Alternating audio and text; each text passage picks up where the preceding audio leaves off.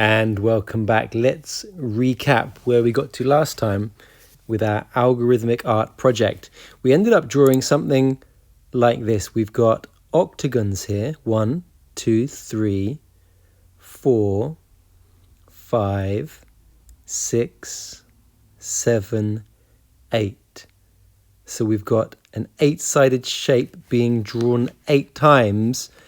And we start to get these really interesting 3D effects. If you can see these rectangles sticking out, some of you might see them coming in. Sometimes your brain flips and you can see it sticking out. Sometimes you see it going inwards. And we've got these patterns within patterns, cubes, rectangles. And this happens when we've got a shape. Now let's recap our code quickly here. Here we've got an 8-sided shape, because remember, we're drawing 8 straight lines.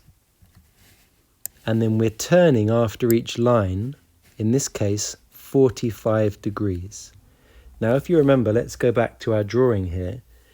We're thinking of degrees as being how much something's turned. Let's get the highlighter on this. So if I'm facing, let me get the pencil. Here, is that going to work for me? Yeah, good. So let's say I'm facing this direction. And then I'm going to turn until I'm facing this direction. So I was standing here in the middle and I was facing this way. And then I've turned and now I'm facing that way. And I can measure, let's get this one back up here, how many degrees I've turned. How far around have I turned?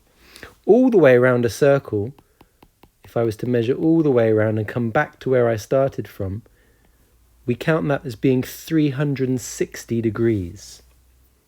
So these, we can only ever turn 360 degrees. And that's actually the same as being back as where we started.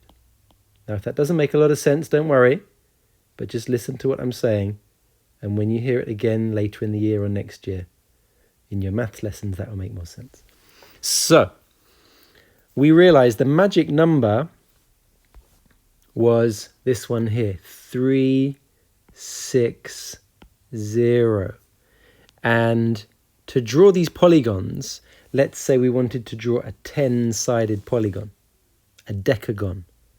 Then all we do is 360 and we divide it by 10. And if you can work out in your head, maybe we've got 36. We take the 0 here, pop it on here, take the 0 from that, pop it on that. We've got 360 because we're timesing by 10 there. So, jump back into our code. So in this case, we've got 8 sides. So we say 360 divided by 8, and that gives us 45.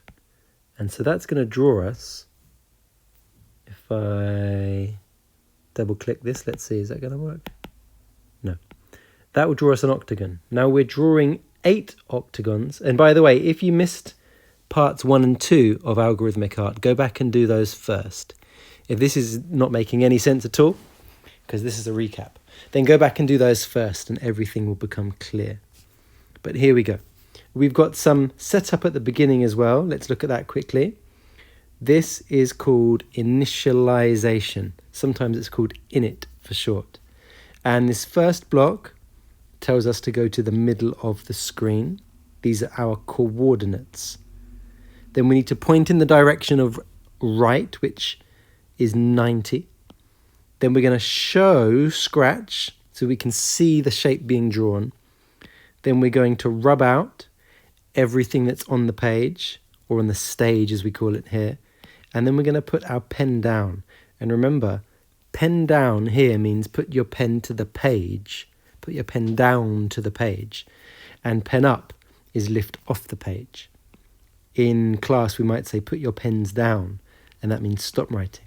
In Scratch, pen down means start writing. All right, so let's run that.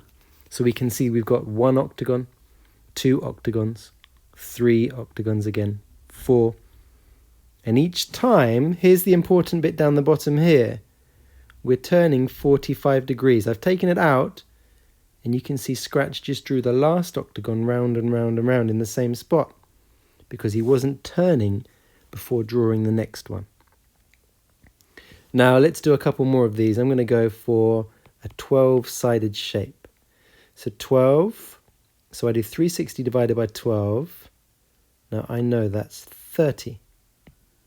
And if I do this, let's not do the same here. Let's see what we get. So I'm going to get 12 octagons here. Let's see how that looks. Oh, we're not. My mistake. I didn't change. What did I do here? Ah, I changed 30 steps. That's where I went wrong. Right, so 12, and this is the one at the bottom that should be matching. I changed the steps for some reason. Right, let's do it properly here. So here we go. We should now get 12 octagons. Let's see. There we go. That's better. So these are going to kind of overlap, give us quite an interesting pattern, kind of spiderwebby.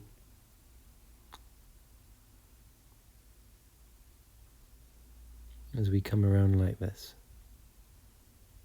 Interesting diamond-y shapes in the middle there. Pretty cool. But now let's put 12 by 12.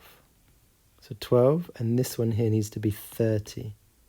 Because we've got our dodecagon, that's a 12-sided shape here, being drawn. Then we're going to draw 12 of them and turn 30 degrees in between each of the dodecagons. So let's see again here. I'm going to make it slightly smaller because I'm running out of space on my page. So I'm going to put the step size to 40. Here we go. And what we should see again is that optical illusion effect. Let's see what we get this time. Each time it's slightly different. But when you do 12-sided shapes, this is where you get some really interesting things happening. We should get a kind of a 3D looking sphere-y thing happening, I think. Yeah, look.